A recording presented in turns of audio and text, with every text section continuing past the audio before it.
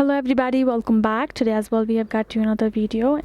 In this video I'll show you how you can set nickname on Instagram chat, but before that please do make sure to like our video, subscribe our channel, and yes, without any further delay, let's get into it.